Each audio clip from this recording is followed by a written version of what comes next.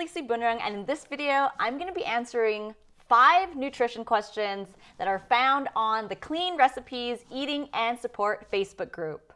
Let's do it. Question number 1. I want to eat healthy so bad, but it's crazy expensive and I'm broke. I spend about $50 a week for 2 adults. I've tried to eat healthy, but I can't afford it most of the time. Are there any good tips you all have? I would say don't waste your money on produce, on vegetables or fruits. Vegetables end up dying in the back of your fridge anyways, and fruit is full of sugar. Now, if you want to lose fat and get the maximized amount of nutrients, then spend your money on meat. Poultry or chicken, if it's on sale, load up on it, put it in your freezer. If you have a Costco or Aldi close to you, buy meat in bulk and add plenty of good fats to it. So cook it in ghee, coconut oil, lard, tallow. Always have it with some butter when you eat it, so then you stay satiated and maximize your nutrients. Question number 2. Any tips on how to stay full throughout the day while eating clean? Absolutely. To stay full and satiated, I recommend always incorporating your meals with some kind of animal protein and fat. So if you want to start your day with some full fat grass-fed yogurt, have some of that. You can always have some full fat cottage cheese. If you wanted to make a smoothie, you could do coconut milk with some nuts in it. So there's some protein and added fats to that, and that's going to help give you energy, and that's going to help you stay full throughout the day. Question number 3, how do you define clean eating?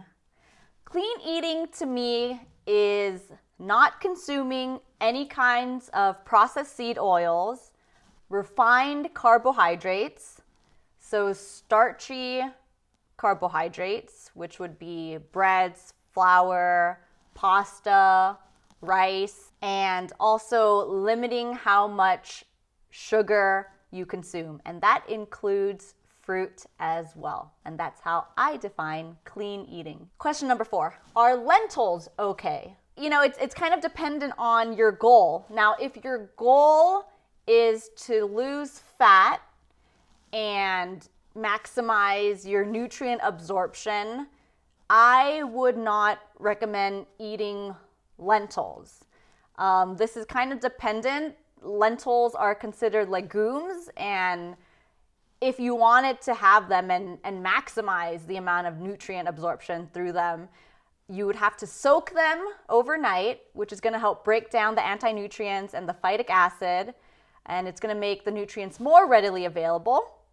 So depending on why you're eating it, if it's just to survive on a backpacking trip and you have some, cooked lentils in the bag, yeah, go for it. But in terms of wanting to lose fat, I would say there are other things you can do and eat to lose fat. Now, if you're hypoglycemic, eating legumes is okay because it doesn't give you a big sugar spike when you're having legumes or beans. So if you're hypoglycemic, having these slow digesting carbs is better for you than just jumping into a no carb diet. It's kind of a hard question, but it just depends on your situation. Question number 5, what is approved mayo? And is olive oil and vinegar okay on salads?